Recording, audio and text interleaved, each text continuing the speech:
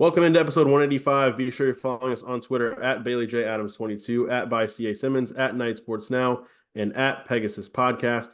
Christian, take it away. Yeah. So hi. If you're watching the video version, you'll see that this is not my normal background. It's because I'm with some family going up to North Carolina to see some other family, and I'm currently in a hotel in Georgia.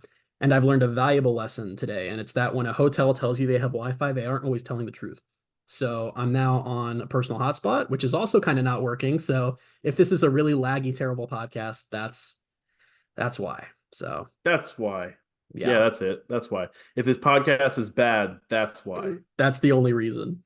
Yeah, not everything else. I just want to point Um, out that other podcasts would have just not done an episode this week, and in our almost 3 years of history, we've missed exactly 1 week. And I was like, no, let's just do it. And maybe that was a horrible mistake, depending on how this goes, but we're committed. yeah, we'll see. We're not gonna have a five-star review question because we have a whole mailbag segment today, which is new. Um, Yeah, so we'll get to that later. We have a bunch of questions to get to. Some of them about UCF, some of them not. I guess that was, what Christian asked for when he put out the tweet from the Pegasus Podcast account. He just said, "We'll answer anything." I And didn't I think I had guess, to specify that I prefer they be UCF related, but I also said we'll answer anything. So I feel like we're locked in yeah, now. So that's gonna be fun. we'll get there in a minute. We'll talk first a couple transfer portal updates. We'll start with on Tuesday, Josh Seliskar hit the portal, and UCF the next day on Wednesday, today as we're recording, they landed UT Martin defensive end Dalen Dotson. So, I don't know. I mean, I haven't seen him play enough to say it's a like for like replacement, but they've got their replacement, someone I believe they'll be starting on the outside of Malachi or on the other side of Malachi Lawrence. They still need more, but I like this pickup. Yeah, I do too. I think it's kind of funny how, I mean, we all know that teams will intentionally space out official announcements of commitments for their own purposes. And this Yeah. really feels like an example of that. Seliskar announces yesterday that which the thing about Seliskar is, I think it's been like a month-ish since there were rumors and stuff that he might be leaving. And I think I remember my first reaction being, wait, he had another year of eligibility. Like I just kind of had assumed this whole time that Yeah. Seliskar wasn't going to be here next year, but he's an unfortunate loss, but it's also one of those things where whenever you bring in a new player or from high school or transfers, your hope is to get multiple years of high level production out of them, and they did that. They got 4 years of high level production and starts out of Seliskar, so he's moving on. It's unfortunate, but it's whatever. And yeah, Dotson feels like a. I'm with you. I'm not going to say 1-to-1, but he's a really, really good pickup, and it's continuing what they've been doing all season of going after not former 5 stars who have never played, but we really like their 247 profiles and more guys who have proven themselves at other levels. I mean, Dotson was a all FCS All American at UT Martin this past year, and he was someone a lot of Power Five schools had interest in. So I'm super excited about that pickup. I feel like they're just crushing the portal this year. Yeah, and we've talked about it too in past podcasts that it is like they're going after production and guys who have played more so than just stars and guys from big name programs, which I think, we'll see how it plays out on the field, but I think strategy wise, in terms of what we've already seen happen with the other strategy, like I get why they're maybe switching this up, and I think it's smart. We'll see if it works out on the field, but I think, for now it looks like it's going to be something that like I understand why they're doing it, and I think it's a smart way to go. And they're not all going to be hits. Like I'm aware that there are guys that we're hyping up right now who in December will be sitting here and being like, "What were we thinking?" Because I'll give two examples from last year. I'll give Corey Gamage, who led Marshall in receiving yards for 2 years and came to UCF and did not play. I still think there was something else going on there. We'll never know. And there was DeCorian Patterson, who by the end of the season had worked himself into a starting role, but we kind of assumed was going to be a plug and play starter, and it just never really got to that level. So we don't know. We just don't know is the truth. But based on what we know right now, they are crushing it. And not just as far as guys that they're bringing in. I've liked everyone they've added so far. Guys who like we're about done. There might be a couple more stragglers, but you compared the last couple years and the starting level guys they lost to the portal. Corey Thornton and Josh Seliskar, those are the only two notable departures. I like some of that goes to the kingdom and props to them for helping retain guys, but like, man, I can't believe there hasn't been an exodus like there basically is for every team every year. Yeah, and it's been surprising because I think that's kind of just what I've come to expect every year, where it's like, all right, someone unexpected will enter, and Yep. then so far so good, and I think like we're getting into the final days of 2023, and I don't know of any that are still coming down the pipeline. Hopefully, that's not just a curse that we're speaking into existence, but I think that's a positive, and there's still more to be done. I mean, we'll talk about quarterback here in a second, but um, as of right now, all Can I I know of, can I say something really quickly though? yes, I just want to point out that before we get too far away from it, I meant to say this while I was talking, that I told you, I think it was our first podcast of the regular season or one of our last preseason podcasts. I told you that every single year UCF has had someone who was named a team captain enter the transfer portal, and we tried to guess who it would be this year, and we weren't sure. I don't know if any of us guessed Celiscar, but it ended up being I Celiscar. don't So think so. the streak continues. I don't think so because again, I didn't know he had another year, so I didn't know he could transfer. Neither did I. So Like I that's why. said, that was the most shocking information to me was not that Josh Celiscar is transferring, but that he had a year. It's But I guess it makes sense because he's been it's the starting every COVID, year since yeah. it's the COVID year. It's been starting every year since Yeah. 2020 and 20. I just when you have a guy who is basically a 4-year starter for UCF, Yeah. you just don't think of that as someone who could come back for another year. But Yeah, it's still that whole thing's a mess. Just I think we're getting to the end of it now, which is pretty good much, because pretty much. I can't keep track anymore and haven't been able to for the last few years. But yeah, so I think having Dotson and having Malachi Lawrence, who I really really liked this year, really stepped up, and he was like he was taking snaps away from Yeah, Salazar like by I don't know November. he was more important than Um, Celiscar for the home stretch for sure. yeah. So obviously, like you lose Tremont Morris Brash as well, who doesn't have any eligibility left. He's gone. So you have two starters, I believe, as long as Dawson comes in and starts. I don't really know what's behind them. Like I know we have, some Isaiah Nixon, Caven Call, like guys who we haven't seen yet. Hopefully, develop into guys who can make an impact as rotational pieces this year or next. How do we do this? Is it this year now, or is it Again, next year? the 2024. It's as of I'll just us start saying recording a this, year. it's still 2023. So I think it's still next year until the actual year is 2024. That makes Okay. sense to me. Next year. It does, yeah. But hopefully you get some of that production just as rotational pieces and they can develop into more down the line. But I still think they probably need to bring in another end or two if they I can. think so. I mean, it's hard to bring in probably three of the same position in one transfer portal cycle, but like they've lost other depth guys at that position.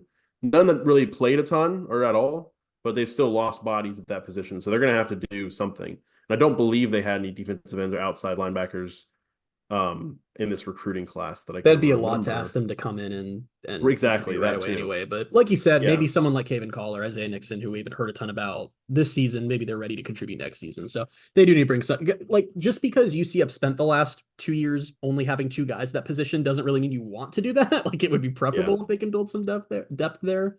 So yeah, hopefully they And have. it's also different when you have those two guys and you're relying on only two guys, and it is Celiscar and Tremont Morris Brash, Right. where Celiscar is a 4-year starter and Tremont Morris Brash was he a four, I, mean, I don't know if he was a 4-year starter, but he played a lot He was for important for a four long years and time. was at a high level for all those years. So yeah, hopefully there's more on the way there at that position. Hopefully there's more on the way. Well, actually something on the way in terms of a quarterback. We talked a little bit, I think, on the postgame podcast on Friday about KJ Jefferson, just him being the target right now. There's more to that now. On Wednesday emerged, I believe, was what's his name? Pete Nakos, I think his name. Is that Yep. how you At say on that? three. I don't know. On Probably. three. So he was saying that he believes that UCF is emerging as the favorite for KJ Jefferson, the former Arkansas quarterback. And KJ is in Orlando, according to his Instagram story. Now the caveat with So that is I don't know if that's a visit. I believe there's still a dead period on visits. So that's the caveat, but he is in Orlando. So I don't know exactly what the rules are there. Maybe it's one of those things where if they like, I don't know, meet somewhere off camp. I don't know how that works. I just Do you know when the but dead period ends? I think like another week or something like that. Oh, I don't. Okay, so I don't know because I know his story said something. He tagged maybe one of his friends or something. So maybe it's one of those things where, like he's in Florida now, and then when the dead period's lifted, then he's going to make his visit. I don't know. I have no idea how I any don't of that know. works, Yeah. but But anyway, so he's clearly UCF's target, and it seems like we're now getting some national reports that maybe this one is actually happening. Feels like that's where we're at. yeah, which was kind of weird because like I there was that report that came out because it was actually a big report. It was like transfer portal buzz, and that was one of like the headlines. And then I saw a video kind of related to that on three. It was I believe it was Andy Staples podcast or something like that where he's talking to that guy. And he asks him if Cam Ward goes to the NFL, is KJ Jefferson to Miami? Like, is that kind of their next target? And then like he just completely kind of ignored the Miami element of that. And he's like, oh no, I'm hearing KJ Jefferson to UCF. And so we'll see. I mean, he said again, like he even put in there, and I think he has to protect his reporting, protect himself a little bit by saying like not a done deal whatsoever, and like not no crystal ball or anything at this point. But UCF being the favorite is at least a development, and I'm I want it to happen. First of Yeah, all, me too. I'm still trying to be cautious about it though. Well, I think Trying we to be all just cautious got with my so expectations. we got so burned by Grayson McCall. I feel like now we're all just like cringing, like we're not going to believe this one Well, until it's he not just even like that. tweeted the So tweet. I'm cautious about that, yes, but I'm also just cautious about what it would mean. Like he's better than any quarterback UCF has right now on the roster. Without, that's And not even a so, discussion. yeah, Yes. not even a question. I just don't want to get too. I'm trying to get too far ahead of myself in terms of like what it would mean for next year. I think it would mean like it would be the ceiling for the offense would be raised completely. It would be Yeah. huge. But he does have some limitations and some things that I am trying not to be like, oh, he's a ready-made, like he's not going to have any problems because he's going to come in and there will be some of the same issues we probably saw with JRP. I think in terms of the style of quarterback he is and what he does, but nonetheless, I would love to see him at UCF and be their quarterback next year. And I would say that one of the biggest issues with JRP was his tendency to get injured. And KJ Jefferson did have some injuries this year, so that is something to keep an eye on. But he's also like 50 pounds heavier than JRP, and you think that has to help a Yeah, little bit. I he's think the thing about built like a KJ, tank. he is built like a tank, and he plays like a tank. If you go watch some Yeah, highlights of him on YouTube, he's insane. And I when they lost out on Grayson McCall, I was back to thinking, okay, they're just going to have to end up with some unproven quarterback or someone we're not going to feel good about. I didn't think this late in the cycle of quarterback transfers they'd be in on someone this good. Like KJ Jefferson has legit interest and legit offers. Like we talked about, he's Miami's option if Cam Ward was thought to be Miami's option if Cam Ward didn't work out. TCU was mentioned as a team that was interested in yeah, him, so he's a big time target. And I think what makes him so appealing is that you look at Gus Malzahn's history as a college football head coach. KJ Jefferson would be the closest thing he's had to Cam Newton since he had Cam Newton as a coordinator. Now let me be clear: the gap big there drop is off. huge. Like I'm not Yeah, talking so much about talent or things like that, but more just about style of play and athleticism and size and strength and all of that.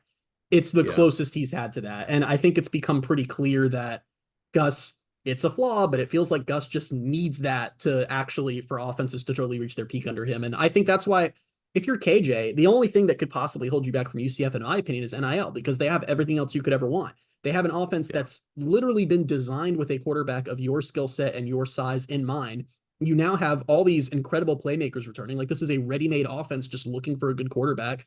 Assuming they can get NIL squared away, UCF is the best option for him, and they can pitch him on if you come in and elevate the offense. We know the way we can make a run at the Big 12 title. And what does the Big 12 title mean next year? It means playoff game. It means 12-team Yeah. playoff. So it's there's an enticing pitch there. And I'm not saying just because he comes in, UCF can achieve that, but because there's still a lot of other things on this team that need to be worked out, especially on defense. But like the ceiling gets raised dramatically for next year if they actually bring in someone like him.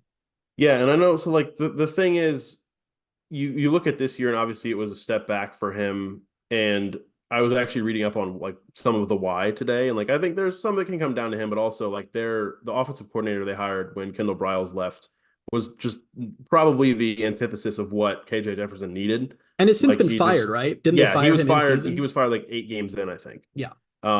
So things were not going well early on, and then I think there were some injuries and stuff like that. But it was funny. I was actually reading, let's see if I can find it here. It was like the Southwest Times or something like that. Was kind of writing about, I can't remember if it was about KJ, but just the whole situation. And how I was saying he entered the year as like a dark horse Heisman guy, which is varying, sure.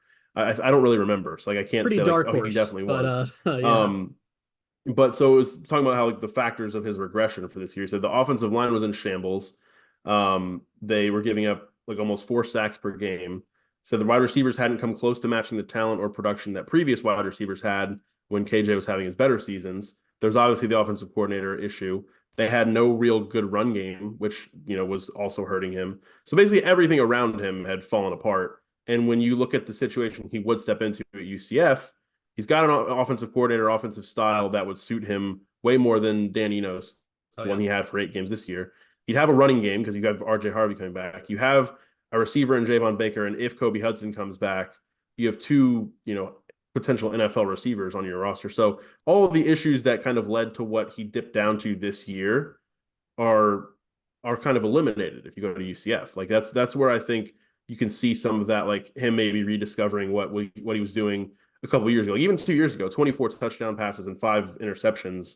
And then obviously all the rushing stuff that comes with it. Like he is just it's weird because JRP is a different style in terms of like he's just very quick. KJ's quick, but he's also just because of how big he is, he just runs people Right. over.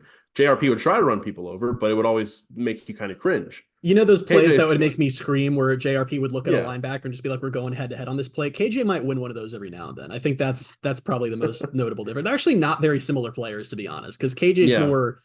I feel like KJ is the Isaiah Bowser to JRP's Johnny Richardson, if that makes sense. In terms of running style, I would say, yeah. Yeah. I think I have to watch more of them and see because I've watched Arkansas games here and there. I've seen Mm-hmm. random things here and there of KJ Jefferson.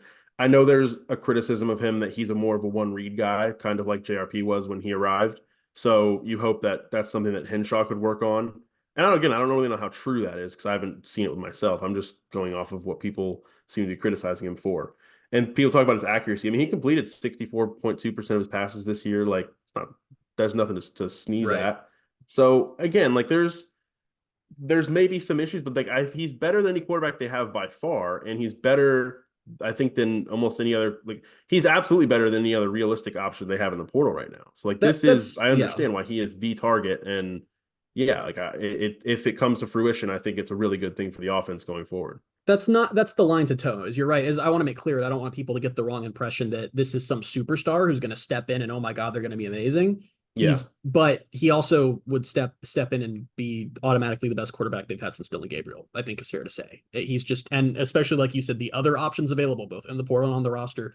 This is a dramatic upgrade, and given his style of play and how that matches with what this staff likes to do, given the other pieces coming back on offense, there's a recipe for them to be very freaking good on offense with him. And we have to wait and see what they do in the portal a little bit to figure out where the defense is going to land and how much we feel about the team as a whole and its ceiling. But I even already had the thought that, you know, even if the defense still sucks next year, like I feel like it'll just be more fun to see UCF lose games like 45-38 than the way they lost some of them this year, where the offense just go like I feel like it's a more fun way of losing. So it's a Yeah. win-win. I'm gonna be heartbroken if this doesn't happen. This has been such a weird quarterback search, A, because it's taken so long, and B, because it's been so public. Like basically every name that UCF has been interested in at some point has been very public, and the whole general fan base has known about it, which is not usually how this goes. So it's been a roller coaster. It kind of always is, but it's just been a very public roller coaster, and I am ready to be done. I want our next podcast to be talking about KJ Jefferson and nothing else. So it's also been just odd that I never really thought in a million years they were going to be in it for Grayson McCall, and then he became like a real possibility. yep. I didn't really think they were going to be in it that much for KJ Jefferson. Like, I think a little more than McCall, just because as soon as Jefferson hit the portal, you kind of saw UCF as like one of the teams to watch out for. But again, like I don't think I really was like, yeah, he's going to end up at UCF. Like I don't know. Now I'm like again getting my hopes up on that, and I'm glad you made that point about like, and that's what I was trying to get at when I was saying earlier about him having some drawbacks where it's like he's not a superstar. It's not like he's coming in and he's going to be, you know, the best quarterback in the Big 12 and as soon as he steps into the conference. But I think there's a lot of reasons to be excited about it. What's going on here? I'm sorry. I don't know. I just looked out my window for the first time. There's like a giant clock tower, like right to my. I don't think you can see it, and I'm not gonna. But No, I can't. can't. It just started chiming. Is it? Oh, it's 5:30. Okay, that's why. Yeah. I'm glad the mic didn't hear that, but I'm just sitting here and in my ear it's like dong dong. It looked like I'm something was looking. creeping up on you because you kept looking over your shoulder. That's like usually my bit is like looking over somewhere off into my Yeah, but there's a apartment. So window. I'm in like, Savannah, Georgia, by the way. If I didn't say where I am, we're at the halfway point of our journey, and it's here. So that, but next to this clock tower. So cool. nice. Cool. Is there anything else you want to get to portal wise? I mean, I don't think there's really any other concrete updates that I can I think we kind of of. covered it. I think that I mean, just to echo what you said, I don't even want to talk about this for a billion more hours, but that is one big takeaway. And I don't know what you credit it to. If you credit it to NIL or the staff or us just being dumb, but the UCF has gone after a much higher level of quarterback this whole way, regardless of who they end up with, than I thought they were even going to try for. I thought that it was going to be another JRP where they're gonna have to find someone that not a lot of other teams are interested in, or find some young guy that, which how funny is that, by the way? Like it'd be funny if right when the portal opened, I traveled back in time and grabbed November U and was like, big news, Bailey. UCF is going to land the quarterback from Arkansas. And you were like, Malachi Singleton coming home, huh? And I'm like, not that one, the better one. So the same thing when like goes. the same thing where if you would have grabbed me back then and been like, both RJ Harvey and Javon Baker are back, and Kobe Hudson might be back also, I'd be like, okay. Now, because even at that point, I was like, maybe they need to go into the portal and like get somebody with a couple of years. Like, I don't know if we quarterback. Now I'm like, no, get a 1-year quarterback. Just do it. It makes sense for what they have as the younger does. guys in the room. Now that you have EJ Colson in already and you have Riley Trujillo, it's like get a rental and then figure out with your redshirt young guys. both of them. Which, yeah, redshirt both of them, and then How mad is That's it. Malachi Singleton right now that he wanted to come, presumably from what it sounded like, wanted to come back to UCF, and now instead is coming back the guy he couldn't beat out at Arkansas? Like that's just a bad break. That's Yeah. unfortunate. Well, he never entered the portal, did He he? never entered the portal. So is the path there for him to start at Arkansas now or no? I don't.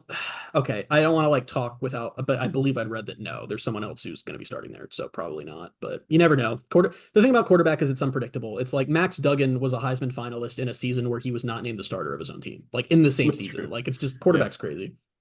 The other thing, as I was doing some research on why KJ kind of regressed this year, I came across a video from I think it's called a channel on YouTube called Tusk Talk with Ty, and I was listening to him talk about the firing of the offensive coordinator Dan Enos, and as he put it, the offense under Enos was quote cheeks. So if that puts into perspective what that offensive coordinator and that whole offensive situation was like for KJ this year, there you go. But yeah, let's move on. I guess let's move on to our mailbag for this week. We're Our ending first ever 2023. mailbag, first ever Yeah, Pegasus Podcast mailbag. I think. we're How ending exciting is that? 2023 on a mailbag segment. I think something that we can actually do more regularly now, maybe that like people are actually asking our new at Pegasus Podcast Twitter account questions. So yeah, I mean, there's some to get through here, and we will. I'm kind of just going. It's weird. You said you have all of them up, and you have all of the answers that you want to say. And like, I don't know if they're showing up in different orders for me than you. So I'm just gonna pick one, and then we'll see I just what we have to go say with. that I am the one who put up that tweet, and Bailey was not happy that the last sentence of the tweet was "We'll answer anything," but we didn't get anything that crazy, so I think it's Yeah, okay. we didn't get anything that weird, No one so was like, it's "What's your fine. social security number?" or anything like that, so we're Answer fine. anything. Let's start with a familiar face. Let's start with Brian Wild Bill Peterson at Brian W. Peterson. He asked two questions. Kind of what we just talked about quarterback wise. He said, one, why haven't we seen a quarterback transfer yet? And two, do you expect an announcement regarding a transfer quarterback before the spring? Well, Yes. well, now I do. Yeah. Right. I have to point out he tweeted that before the KJ stuff broke. It's not like Right. Brian just didn't see that. I do have to say to the first question of why haven't we seen a transfer quarterback yet? That's been less a UCF thing and more a quarterback Yeah. portal market thing. It's been moving very slowly this year, like because it's domino effects. The top guys have to commit first, and then it moves down. And Cam Ward hasn't decided whether he's going back to college or going to the NFL. Will Howard hasn't picked a home yet. Like it's been very slow moving at the top, so it's been slow moving for everyone. So it's not really a UCF thing. It's just kind of been a slower market this year. Because that's what it was. There were two like really, or I can't remember two. I know there was like a couple really quick ones. Yeah, Like when the early portal first, on. like it was Riley Leonard, I think, to Notre Dame, right? And But then I even don't remember what. that was rumored early, and it took like 2 weeks to happen. Yeah. Yeah. So it is. It hasn't really been a UCF thing, and I think the reason for that question has probably been how public all this has been and how drawn out it's felt Oh yeah. because it was really not that long ago. I guess probably a month ago now. Where we were talking about Tyler Shuck Mm-hmm. from Texas Tech. And then we moved on to Grayson McCall for maybe a week. And then there's been kind of nothing a little bit. And then there's the bowl game. And then now it's more talk about KJ Jefferson. So it's felt drawn out, but like I think everywhere has kind of been drawn out. Which I And have I to think say, go ahead. the when they got JRP the offseason after 2021, it was like this. The JRP was not the first option they considered or talked to or even got on campus. It's just I don't know if it's when you're a Power Five team, there's just more national eyeballs on you or what, but it just wasn't very public. And this one, it's Yeah. like every breath they've taken has been public. So it's just the fan base has been living and dying, and it's just felt a lot more drawn out. But this is just kind of how it goes. Yeah. And I think even if they don't land KJ Jefferson, I still think to answer the second question, I think they do get some quarterback before the spring. If they don't I land don't know. KJ Jefferson, I'm going into panic mode. Like we're just gonna have like alarms blaring and it like the what's the meme from like SpongeBob where they're all running around like an office with things Yeah. And burning? Like yeah, that's in his brain. it's gonna be this podcast because Yeah. I don't know. It's like I can't you can't dangle two really like I can't believe 2 times in the same offseason we're gonna do if you get this quarterback, you might be a Big 12 contender next year and then take it away from me twice. Like no way. But they have to get this one. Oh, this one's fun.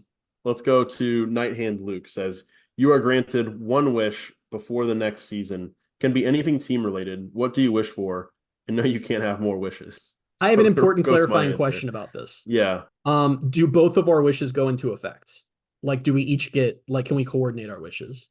I guess so. But like, I have a cheating answer, and then I'm trying to think of like a real answer. Okay, what's your cheating answer? Well, actually, I don't know if the cheating answer even really makes sense. Okay, go Before on. next season. Well, if I have a wish before the season, I'm just going to say my wish is that Big 12 about UCF wins the Big 12. Isn't that I Okay. guess Isn't that like, Yeah, that's just gonna make my wish look really superficial. what was yours? I wish they would Uniforms? bring back pewter. Yeah, I wish they'd bring back the No, pewter uniforms let's for next year. okay. Let me think of like an answer that isn't just You can wish that. I wish UCF. that. Well, I wish yeah, that but would I feel happen. like it cheats the question a little bit because it's like I just want UCF to win all the I games. was thinking Like, of it more like I wish they could land a really good linebacker in the portal. You're just like, I wish that they achieved their goals and win. yeah. Here's one.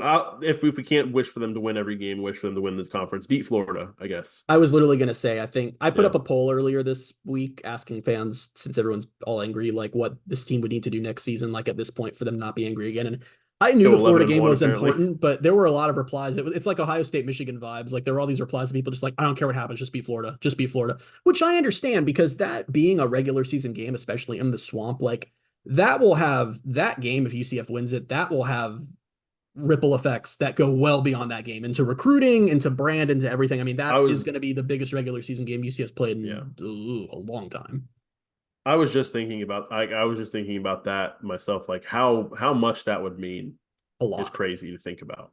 Look And how much it the doesn't bowl feel like meant, it's right? yeah. And this is so much bigger.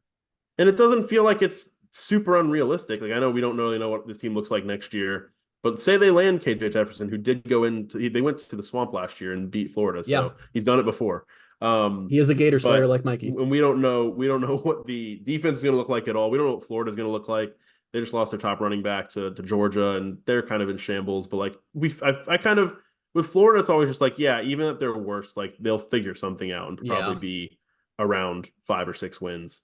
And a 5 or 6 win Florida team is still pretty solid in like a I don't know, Even when in a neutral Florida's sense. been at their absolute worst over the last few years, they've still been capable of hanging with and beating like the very good teams because they're just Yeah, stacked with 5 stars and 4 stars. Even when they're bad, they exactly. occasionally can put it together. So I have no idea. I will say they're at the point with how bad their program's doing right now that if that game was at the bounce house, I'd be feeling flat out confident. But it's not. It's at the swamp, which is a tough place to play. I also think that's a Yeah, game that Napier probably knows he's fired after it's over if Florida doesn't win the game. So God, I just can't believe that 100%. that game, I know we Yeah, just talked about this, but that game felt like a billion years into the future when we did our pod about them announcing that series. And the fact that it's next year now is just so crazy to me. 10 months. Well, actually, less than 10 months. Less than Probably 10 about months. not almost 9 months. Yeah, that's crazy. Um, That's just like basically if you like having a kid right now, by the time the baby's being born, they'll be playing Florida.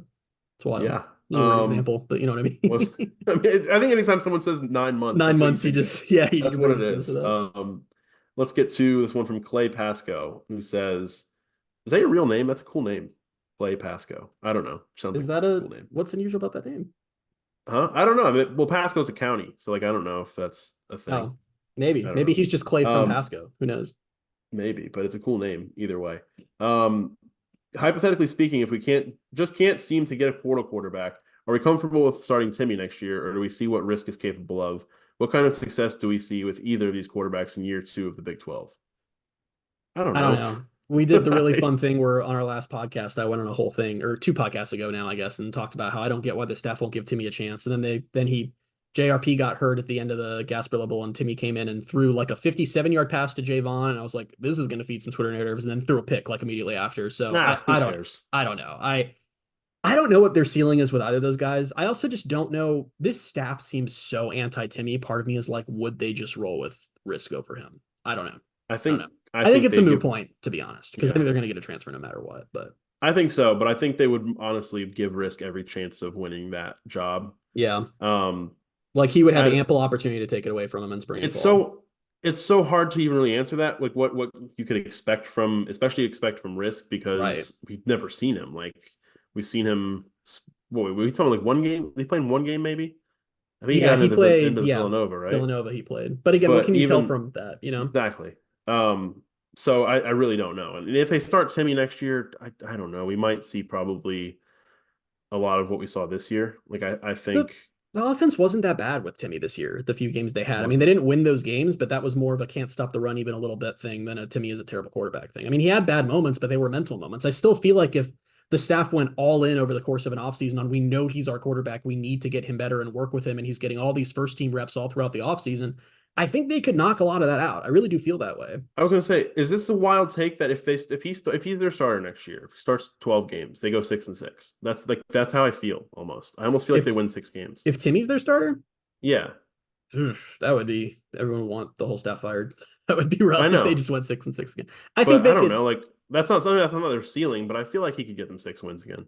I think they could do better than 6-6 I think with they him. could. Yeah. I think they could. I'm just saying I think they could comfortably. You could almost say like, yeah, like they'll win 6 to 8 maybe. There's a lot to be sorted out in the portal still, not just for UCF, but for everyone. But next year's schedule is a lot more favorable than this year's schedule was. So that I think that they could do better than 6-6 with him. My problem though is like, and there is still stuff to figure out defensively and all that, but like these teams that are more favorable playing next year, like do they have running backs? Because UCF's missing all the good running back teams. Like Taj Brooks is coming back, Ollie Gordon is coming back, but no, Kansas but Devin do Neal they is coming have back. running backs? Well, yeah, every Because if team they have running funnels running backs, back. Bailey, there's well, no way. All right, I'm gonna knock on wood. don't There don't is, do I it. knocked on wood so I can say it. There is no way the run defense next year is going to be as bad as it was this year. There is no way it's going to be that bad. I don't see how they don't even remotely improve. It might not be good, but there is no way it's this disastrous again because this year they just literally had one serviceable linebacker. And right now they've already added one. So they're even. They're still at one, but I feel like they'll add more as the season goes along, or maybe Andrew Harris is ready by the time we get to fall. I don't buy it. And also Addison Williams will be in year 2 as a coordinator now instead of year 1. You hopefully learn from your mistakes. I don't buy it being that bad again. I just don't. I would hope not. It was more of a joke, but No. every running back ever can have Well, their career high when they play against UCF. it So is funny you say that though, because there have been so many articles about how like every superstar Big 12 running back, which there's a lot of, all 4 of them decided to come back for another year, which is awesome, including Ollie Gordon, who you point out to me is a sophomore. So like, where was he going? Like he had to come back. But yeah, that must have been a portal thing. When you sent me that, I was like, well, yeah, he has to come back, and you're yeah, like, no, like he he has no doesn't. And I choice. was like, what do you mean? He's He's a not going to the Big sophomore. Ten, yay! But Yeah, UCF misses all of them. Because the big 4 running backs in the Big 12 are R.J. Harvey, Ollie Gordon, Taj Brooks, and Devin Neal, and UCF's missing all 3 of the others, which is really funny and also beneficial, and I'm happy about that. So that should help a yeah. little And bit. so, which unnamed running back is going to like for some reason edge out RJ Harvey for to make it into the top 4 of all Big 12 selections? Dion's gonna unearth some like running back who just because it's Dion in Colorado, they'll get a lot of hype. I don't know. You never know. Yeah. All right. I did this in a weird order. I'm just kind of going all over the board. Let's get to JP's question. JP JP Gilbert Gilbert. says, "Why are Gus Malzahn and Terry Mohajir intent on killing the football program I love?" I don't have. You sent me that, and I was like, we're answering questions, not mysteries. I don't know what their I hidden motives are. laughed so much when you texted me that. So frankly, here's what I think. I'll tell you what. And if you don't follow JP Gilbert on Twitter, you absolutely should, unless you're easily offended, in which case don't, because then you're going to be the people that he points out that you're choosing to follow him, and you don't really have to. I see that a lot because JP's a It's private so account. funny.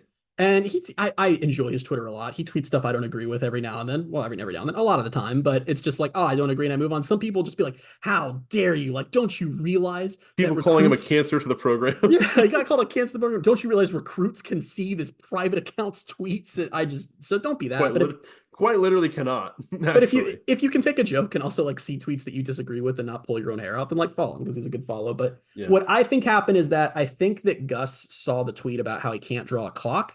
And I think from that point on, he just decided I'm going to intentionally tank this program just to make this man who thinks I can't draw a clock unhappy. That's what I think happened. Well, that's the thing is Gus seeing if he saw that tweet, then he's also locked in with JP and he chooses to follow him. So no, I don't know. I made the joke. I think it was during the Kansas game, which I wasn't even watching. I was just following the reaction on Twitter. I made the joke that this was his revenge for the Peach Bowl. Yeah, So that's if been a you joke. want to choose the conspiracies, then sure. I don't have an answer to that question. I don't know. So do you I think do that feel like things have gone downhill since Terry Moser got here in no, a lot of sense. But this is the thing that I was going to say, and it's not a conversation to have on this podcast. But like I feel like how other people feel about Malzahn is how I feel about Mahajer. Like I'm a lot closer to being out on Mahajer than I am on Gus, and I'm not close to being out on either of them. But in my opinion, I don't care about a lot of the things that the fans think have been bad with Malzahn. I think that a lot of them have been overblown. I think a lot of fans just keep waiting for it to be 2017, even though I keep trying to explain it's not going to happen. I feel like there have been way more real, tangible problems that have emerged via Mahajer that have me more worried. So as far as state of the program type stuff, I'm more on that end of being concerned than I am with Gus. yeah, that's fair. This is And a he good took away question Pewter. So what are we yeah. even doing here? This is a good question to tie in with that. From Ian Haro says, "What do you wish Terry or Gus's New Year's resolution should be in regards for UCF?" I gave Terry Mahadra the New Year's resolution. We did a New Year's resolutions podcast last year, which we might do again this year because that was fun. Yeah. And I gave him the resolution to talk less because I felt like I think I had something along the same lines. I think he kind of did. Well, maybe not. I feel like he did a little No, bit. we haven't had nearly as many gaffes. And that's the Yeah. thing is because if you guys don't, I'm sure you guys remember the first year that Mahadra was AD, it was just he just kept saying stuff that like he clearly wasn't a big deal, but it was just the way he phrased things that ended up like blowing up. Like the time that he messed up series stuff and like made it sound like we turned down a home and home with Washington to schedule FAU, which of course wasn't true, but he like phrased it that way and it got confusing. There's just been a lot, and there haven't been as many this year. I think my New Year's resolution for Mahadra this year would be to never let his uniform opinion override that of what the fans want again. Because I'm still really upset about Peter. Like that. I'm never going to let that go. It's going to be 2035. I'm still going to be talking about I wish Peter was a thing. Can you even say like the resolution is just bring back Peter? Because that's like that was the first thing I thought of. What if Terry Mahadra tweeted, "I will allow the Peter uniforms to return, but only if Frankie Valli comes with them"? What do you think the fan base I was just going to say my resolution for him is actually to not try to force feed a new random tradition from some old song. Like now that everyone's killed the Frankie Valli song dead, like don't just come up with a new one. Just leave it. Just leave it alone. So that's mine for him. For Gus, win more games. I don't know. I have a clear one for Gus. What? Stop trying to throw the ball at the running back every 5 plays. Yeah, that was literally what I was going to say. I think his New Year's resolution should go through a whole season where the only players who attempt passes are the quarterbacks. That's my Gus New Year's resolution. He can't do it. I don't think it's not that hard. You just don't. I don't think it's really not that. You know how many teams each year don't have a player who's not the quarterback throw a ball? It's really easy. You just don't do it. I mean, so jokes aside, right now, say like a year from right now, we're talking about the 2024 season. Did a player that wasn't a quarterback throw a pass? Yes. Yeah, it's going to happen. So like he's going to fail his New Year's resolution. I think given my luck and this talk we just had, they're like RJ Harvey's going to throw a pass that like wins them their first Big 12 title. Oh. Like it'll be like some incredible key moment, and then we'll all have to look like idiots forever thinking that they shouldn't have done it. I don't know. I think like if it ever comes down to a moment like that, I almost think the opposing defensive coordinator is going to think that he's going to have the running back throw a pass, and the team will have it sniffed out because they'll just know. There was a tweet. That was the big joke where it was like when RJ announced he's coming back, like, oh gosh, now he's another year of RJ attempting passes, which he was a former quarterback. Which like, it's not against RJ. It's more Gus saying, hey, I have this former quarterback at running back. He can throw the ball. There was a tweet that went viral last week. It was about the NFL, but I thought it was applicable to this situation. It was how coaches wait until 4th down to pull out the stupidest play call you've ever seen in your life. And like, I feel like you're right. Like anytime you see us on a 4th down, anytime you see us in a 4th down situation this year, the defense coordinator is just gonna be staring at Harvey like, I know what you're about to do. I know what's going to be. Oh, it's unreal. Okay, I'm all over the board here. Just go in order. Why are you confusing? Oh, it's too late for that. I didn't go in order. Let's go to Jason Sanderson-Meyer, also known as Gasparilla Bowl enjoyer, who probably didn't enjoy the Gasparilla Bowl this year. Can I ask a question that I'm afraid to ask? Who is Jason Sanders? He's a kicker for the Miami Dolphins. Okay. Whew, I was worried it was going to be someone that was supposed to know. Okay. Oh, no, not really. Assuming UCF lands KJ Jefferson for next year, what would be the floor and ceiling for next year? Floor 11-1, ceiling 12-0. No. We talked about this a little bit because there's a lot of other elements of things they have to fix defensively and probably in terms of depth on offense because still don't really know who their receivers are outside of, well, Kobe's not even back for sure. So we really don't know outside of Javon. Am I missing anyone? No, it's just Javon, right? Townsend. Like Townsend, that's right. And running back, I mean, I think they're good at running back, but there's other things they're going to have to fix, and they might have to figure out the kicking position. I don't know. So I can't even They're really going to have to figure out the kicking position. That's the thing. It's tough because I know that fans and everyone, including ourselves, like everyone's very quarterback centric when it comes to football, especially college football, but there are other things that we just don't know about yet, so it's hard. They can land him, they can have a top 10 offense as their ceiling and still win 7 games. Let's just do gut. And everyone's pissed about it. When I read the question, my gut reaction was floor 7-5, ceiling 10-2. That's just kind of, I don't know. That sounds about where right. I landed. That was actually what I had in mind. Yeah, and I think we'll see. Like I think you mentioned earlier, with the schedule being more favorable, like that helps. I will see how it actually plays out, like week to week, what the schedule looks like. Which we say it's favorable now until they have to play. We know they play at TCU and at Iowa State, and it turns out that those are like the 2 10-win teams of the Big 12 next year. Then maybe it's not so favorable. Or if like the Iowa State game's like late November, like that. from what we know right now, it looks pretty favorable, but that's always, that can Oh, change. imagine if they're going to get a snow game at Iowa State. I don't want to imagine that. I'm okay. Can that be like a September I'd game? rather imagine it Like, and not see it. man, I that's an think that's what automatic we'll do. loss if it's after October. I'm penciling that in right now. Okay, so I think that's about right. 10-2, Yep. 7-5. From UCF, Chris, they say, how many wins does Gus need next year to restore faith in him from the fan base?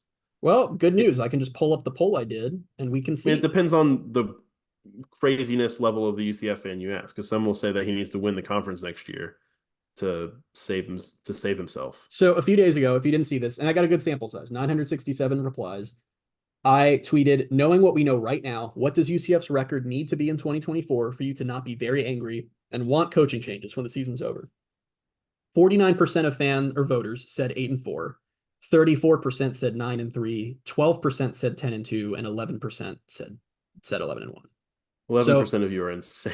Honestly, 17% of you are insane. Yeah. Like anyone who voted 10 and like you really like I'm guys, they're not in the AAC anymore. Like you need to wrap your head around the fact that the whole we're just gonna go win 10 games every year, whatever thing is not possible at this level of the sport. No one does it in the Power Five except for the actual blue bloods. Everyone else goes up and down like a seesaw. You gotta wrap your heads around that, or you're gonna be miserable for the rest of your lives, and you're gonna make me miserable, and I'm gonna be pissed about that. You gotta let it go. But yeah, so apparently I don't even believe this poll though, because I think if they go 9-3 next year, there's a good chunk of the fan base that's still going to be pissed about that, which is really stupid. But what can you do? A lot of this, and I think it's fair or unfair. A lot of it depends on how they get to whatever their record is. I Like agree, and a lot of people all replied year, and said, "I care more about how yeah, the Florida game goes than what the actual record is."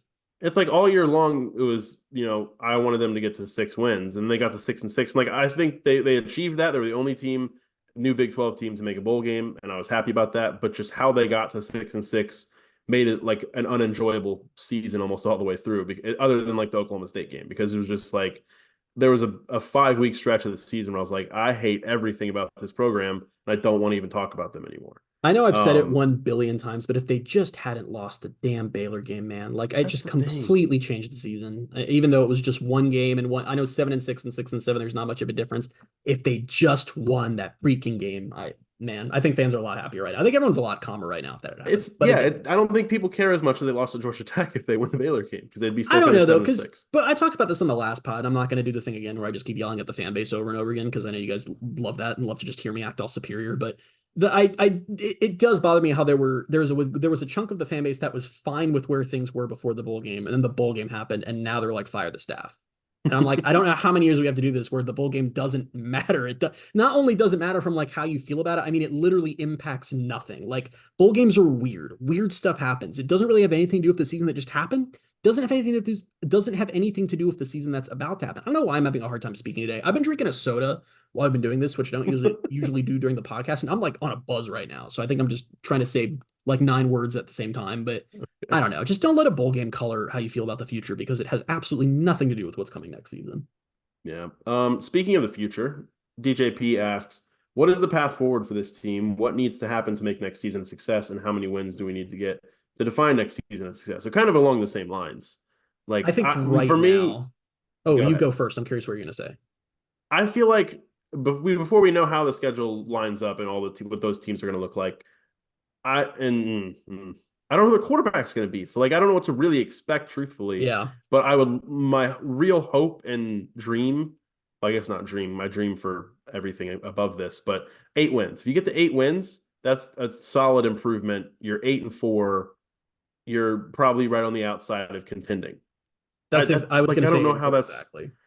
I mean, I guess I don't know. I can't really reason with some of the people who think that their ceiling every year should be higher than that. But it's like I don't know how you really can expect more than a 2-win improvement would be solid from year to year. Because we've seen teams in the past, was it TCU came in they win 6 games and the next year they won 4 or 3.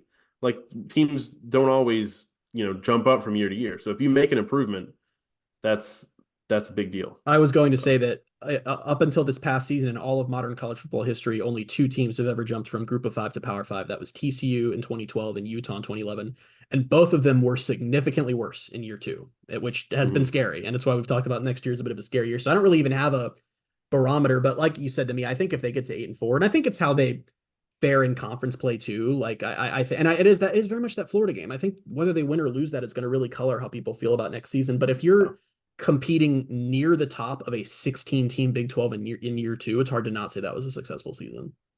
Yeah. I think we have 3 questions left. So yeah, we're getting there. I think this is all right. Let's get to this one. Let's get to Mike, MD Knight 2016. It says, let's do the way too early player predictions for the high school class of 2024. Who is the offensive recruit and defensive recruit you see being most impactful next year?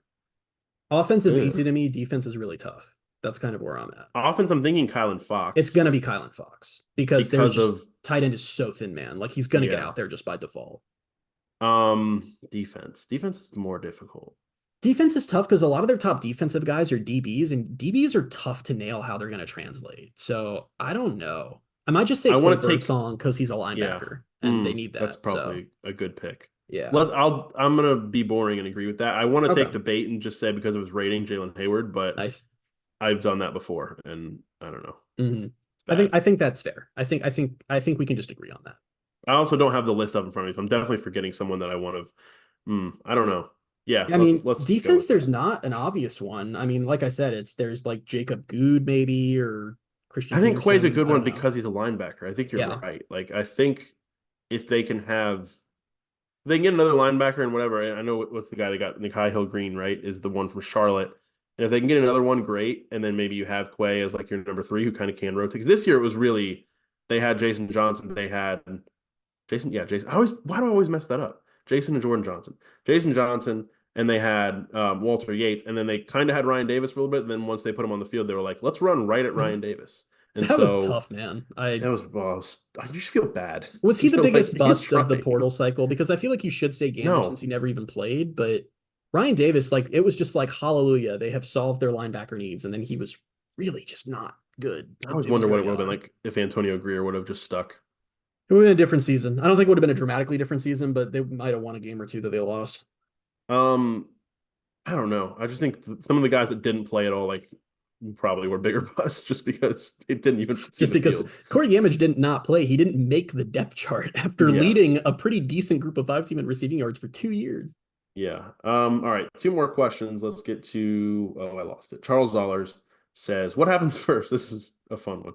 Tottenham winning a trophy or UCF winning the Big 12? We lost like maybe half of our listeners just now because they're like, what's Tottenham?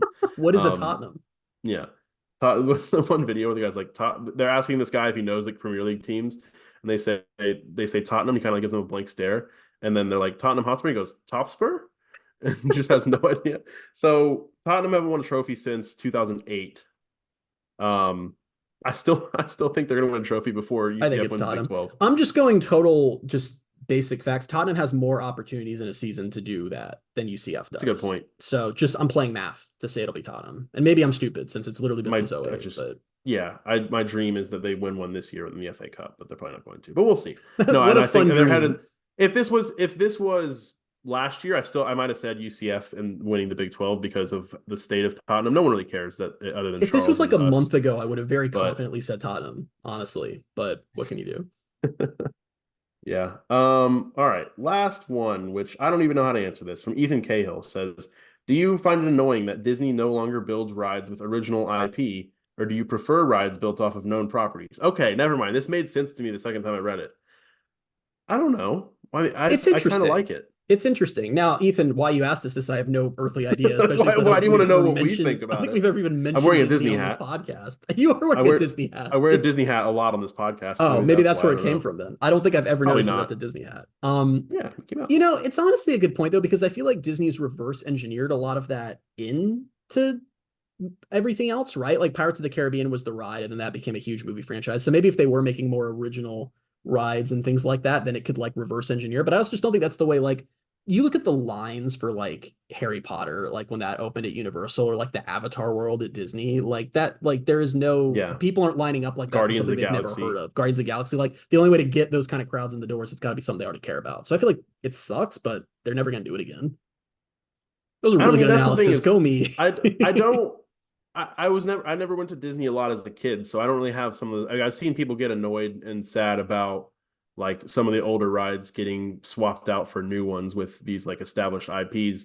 and I don't feel that same nostalgia, so I don't really like care. It's just like, oh, that's exciting. Like I know exactly. That's kind of what it is. Like I know this property, and that's gonna be really cool. So You're I the don't know. My problem. That's what we've I guess I am, but at established. the end of the day, like if it's a good ride, it's a good ride. So like people are mad. I think that I know you're gonna maybe get mad at me for this because you love dinosaurs, Oh but no. the dinosaur ride is supposedly like that whole area is gonna be swapped out for something. I don't remember exactly what it was, At but I Disney, don't. I think they're so. getting rid I of the don't. dinosaur ride? Yeah, but I thought I hated that ride. I went on for the first time when I went like 3 months ago, and I did not like it. I did not have fun. No. You don't like the dinosaur ride at Disney? Where it's No, like the asteroid coming down? You're kidding me. Which is actually funny because that's I not don't even. even. Wait, which ride are you talking about? Are we The talking one where you're different like rides? in the like, I don't think so. I don't remember. I don't remember the asteroid part of it. I just remember it was very like jerky and bumpy, and it Is wasn't it like a dark and fun thing. inside? Yeah. Yeah, And the there's the whole big point of that T-Rex at ride the is you're end. trying to outrace the asteroid. Oh, Pay that's right. attention. Pay Yeah. attention. Well, no, it Also, the wasn't funny fun. part is that's not even original IP. There was a movie called Dinosaur that ride is Yeah, based off. that's true. Um, yeah, I don't know. I'm trying to think of an example. Like, what's an example? I'm trying now. I'm It's lost all gone. I because that's because I'm the only thinking of other like, example I could think of is Universal because they got rid of the Jaws ride, and I was really pissed about that because I love the Jaws ride. Also, not original IP. It was based off the yeah, Jaws movie. I don't know. I guess there just is nothing original anymore. It's too bad. is and then there's stuff that I just don't even really know because like I actually watched it. I don't. I'm really bad at retaining information because there's this whole behind the attraction thing on Disney Plus that I watched and was really interested in, and they talked about like the making of Tower of Terror and how like Right. there's the Twilight Zone tied in with that. But I don't remember the order of like I don't know. Obviously, I had Twilight Zone no came first, idea that but Tower of Terror was connected to Twilight Zone until right now. I never knew that. well, you've never been on it then, right? Yeah. No, I Okay. haven't been on it. Okay. Yeah. So say you can't go on it without knowing So because there's a whole to the part of the six thing where listeners who are still here, should we start a see Disney podcast? we should listen to a Disney podcast. That would I'm sure there's none of those. One thing about me is I'm terrified of like anything that drops or Oh, that's goes true. Yeah, fast. So I didn't I'm think not about getting I'm that. not getting on Tower of Terror under any circumstances. I did Oh, I love Velocicoaster a few that. months ago, and I thought I was having a heart attack when I got off. And I don't mean like that like as like hyperbole. Like I went to the bathroom and clutched my heart because I thought I was actually having a heart attack after. So that's me. But anyway, Did you just go on it just because you love Jurassic Park? Is that why? no, Because well I that know you don't like roller coasters, I got so I'm peer surprised you pressured. went on I it. got peer pressured Oh. to go onto it. Don't give in to peer pressure, guys. That's the moral of this question. Disney gave into the peer pressure of doing what people like, and I don't know. I don't know I how I was bet going to finish Ethan that never sentence. guessed when he left that question that it was the one we would talk about the most on this podcast. I'm just interested. I could talk more about it if we had time and if people actually cared, but no one does. Ethan probably does, hopefully. So Tune in next week otherwise, he for just sent us on a the wild goose chase for no reason. tune in next week for the Pluto podcast when we talk about everything Disney related, and it's going to be a great time. That's great. I think that was the last one. I wanted to end on Yep, that one because I wanted to get into like all the UCF stuff first. So thank you all for the questions. I think this was fun. I I had a good enjoyed doing time. this. I did have a good time. So we'll maybe circle back to doing this not every week, but from time to time. Probably like in the off season when there's nothing to talk about. We're like, all right, just send us your questions. This is our new bail Um, option when we can't come up with a topic, is we just tweet, give us something, and then we'll talk about that. So it it was fun. works. Football news. I mentioned this during the Terry Mohajir question about his New Year's resolution, but we collectively pulled through to kill the Frankie Valli song. Yeah, we did. That happened last week. Feels like forever ago, but it happened last week. And so just I want to give a hat tip to anyone, especially the person who donated what was like $10,000 in like the last few hours, because someone donated on the Keep It side for Yep. 10,000. I was like, oh, we're cooked, and then someone pulled through with someone with much deeper pockets than I I pulled want through to and did know it. the reaction of the person who donated $10,000 and then didn't win. Like that must be crazy. Like to put that kind of money into this, and then your side doesn't win. I don't know. Let's ask Terry Mohajir. What do you think? What his feeling was when he Eric saw DeSalvo that? posted the video of it, just Yeah, zooms in on Terry's face. He's just like, it wasn't me. bearded Terry Mohajir actually. Bearded Yeah, Terry Modern. that was another piece of news from last week. He has a beard now. UCF got a 2025 commitment from Tampa Bay Tech wide receiver Santonio Cozy Isaac. I love that. I Great love that. name. Great Santonio name. Cozy Isaac. From Kobe to He Cozy. committed. It's gonna be a great evolution. He committed to UCF last week. And then the final piece of news: Alec Holler declared for the NFL draft. I know there was the whole thing about maybe he has a year of eligibility left, maybe he doesn't. I think we settled on he actually did if he He wanted it. does. He does. And then he announced his intention of declaring for the draft, which I mean, probably better than being in college for another year. I don't know, like maybe he latches on somewhere as an undrafted free agent. I don't really see him as a draft. Like he's not going to get a draft grade or anything, but it's probably that point in his career where it's like, yeah, I need to go see if I can make it. I was going to say whether like I don't as of now probably I'd be a little surprised if he catches on in the NFL, but also not everyone wants to be in college for 8 years. I think he's married. I think he's probably ready to move on with his life. And he was an awesome. He's going to be one of those guys for UCF that was just such a great story start to finish. We'll talk about a lot over the years. I mean, how many guys in modern college football go from walk on to Power 5 starter? That is not a path available to many. And team captain. And multi-year starter and team captain who they bring in Florida's starting tight end are like, you're going to take his job. And Alex like, nah, I don't think so. Like, that was a pretty cool story start to finish. And then we'll always have one of probably if you want to call it iconic or just one of the coolest pictures in UCF football history of him making that catch to beat USF last year. Incredible. It was a great catch and just it's a great picture. So yeah, I always was a fan of Holler's, just his story and also just his personality. He seems like a fun guy. So 100%. Fun to root for. Game of the week, UCF women's basketball. They'll start conference play on Saturday. They are 9-1 heading into conference play. They're at Oklahoma Saturday at 2:00. Oklahoma is 6-5. The first Big 12 game of the season. So exciting. I didn't realize it was, I guess we are getting the end of December. So I guess men's will start probably early January, their conference slate. So yeah, it's getting scary. We'll see. It's scary, I think, with the men's because we just have all along known, like once they get to conference play, like watch out. I don't really know as much about, I've done research in past years. I don't know what the landscape looks like of Big 12 women's basketball right now. I know UCF's been playing really well, but we'll see once they step up to that competition how things go. They probably finish with more Big 12 wins than the men's team, right? Probably. Let me tell you, men, I don't think they're going to be the worst. I don't think they're going to be the worst basketball team in the Big 12 this year. Oklahoma State is really freaking bad, and West Virginia is also really freaking bad. So we'll see what actually happens in conference play, but they actually might finish third to last, which for me is like Disney parade. Like we're doing it. Disney, we're back on it. That's actually great news to me. I have not done a good job. I think I said this on the podcast. I have not done a good job of paying attention to UCF basketball this year in non-conference. And I think it's because I've been busy, but they've also, I think, played like nobody. Am I going to tune into a game against, I almost said UT Martin, which where we just got to commit from, but I don't know, whatever team. Am I going to go watch a game against the University of San Francisco? I don't really feel like I'm going to tune in for that. I don't know. I just thought of another team. I don't know what games. That was a bad one. Whatever. It was a bad one. They're actually good, aren't they? Yeah. I don't know. I can't think of anybody. Alabama State. There's what's the Campbell? They might be good. Campbell. Yeah. Campbell. There you go. So yeah, I just haven't really paid attention. So I'm probably gonna try to start paying attention more, just as they're gonna start losing most of their games. So hopefully they do better than expected, and it sounds good that other teams are maybe worse. So. Exciting. But yeah, women's basketball starting conference play at Oklahoma on Saturday. Their first home Big 12 game is next week against Oklahoma State. So excited to see how that all plays out. But let's go to tweet of the week. Tweet of the week. Tweet of the week doesn't go to a specific tweet. It goes to those of you who voted for 11-1 in the poll I mentioned earlier. I hope all of you seek help and find a way to not be like that, because I don't know what reality you live in. And I even saw a couple people justifying it in the replies, like it's a loser mentality to not want to be the best. I'm like, I can't help that level of insanity. I just don't know what to say to that. I'll tell you right now, our mentality, my mentality, has zero effect on anything. So it's not going to matter if the UCF's not going to not go 11-1 next year because I was like, yeah, I'd be fine with 8-4. They're not going to be like, oh, he said we got the 8 wins. So no, you see, good. So what happened in the Gasparilla Bowl was that, how the offense looked pretty good in the first half. And what happened is at halftime, John Rice Plumlee and some of the other offensive players saw my tweets about how 6-6 was the goal this season. And they were like, well, we did our goal, so let's just not score any points in the second half. So it's really my fault because I didn't have the right mentality. Yeah, not the right mentality. Loser mentality. Christian. Loser mentality, some might say.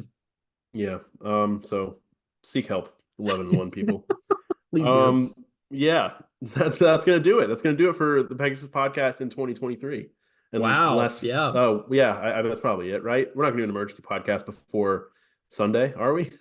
We'll see what KJ does. I don't think so. I'm on vacation, so it might be hard. But yeah, that's what I was thinking. I was like, oh, if he does, then we might do one. I was like, oh no, you're just not in a place to do that, and I might not be either. So. We just add another state that we've done podcasts from because I'm in Georgia. Oh yeah, Georgia's a new state. So there we go. Nice. Go us. Love it. What does that get up to now? No one does care. Well, people are starting to care. What have we done? Florida, Georgia, Alabama, Ohio, Kentucky. So we're 5. Am I missing any? Tennessee. Louisiana, Tennessee. Yep. Louisiana. I was at the AAC championship game last year. I did that from Oh, the right. lane. Yep. Wait, Yes. I didn't do a podcast that day. Do we do it the next day? You can be confused all you want. I remember being in my hotel doing a podcast with you. So I know, but I didn't do a post game podcast. So it must have been maybe we did the bowl the next day. what am I thinking of? It doesn't matter. We might have. You've It done doesn't one on a matter. cruise before, I'm multiple on a times, I think. cruise in the ocean. So That's yeah, I right. don't even know what. So we've done it all over the place. Pegasus Podcast worldwide. I swear we did one from. I'm gonna go look after this. I swear No, I did one when I I was think in we might have, but Louisiana. it wasn't post game. I think it might have been the day after. Might have been Okay, the Sunday. that makes sense. I don't really know for sure. Yeah, we'll get out of here. That's it for the Pegasus Podcast in 2023. Can I say something really quickly? Yeah. So directly off screen that way are my parents who I'm on vacation with, and I'm getting word in from them that I did in fact record a podcast from Louisiana because I was there with my dad for the game. I do. I think you. I'm 100%. I didn't see the second half of the UCF game that night. I went to a show. I went to a comedy show. We're doing this podcast in the background. I see both my parents like frantically snapping their fingers trying to get my attention and like give me thumbs up. So yes, can confirm Yeah. Louisiana podcast did happen. Yeah. Cool. So yes, again, this was the last Pegasus Podcast of 2023, as far as we know. It's been a fun ride. Thank you guys for being with us all year long. Stick with us in the new year. Keep sending in your 5-star review questions. Keep listening. We'll have content all off season. It'll be a long and at sometimes crazy ride, probably, but it'll be Can't good. wait. But yeah, until episode 186, which will happen in 2024, you can find us on Twitter at BaileyJAdams22, at @ByCASimmons, at Night Sports Now, at Pegasus Podcast, and that's it. Wow, I got all of them. Thank you guys so much for being with us. Happy New Year, and we'll talk to you soon. Bye, everybody.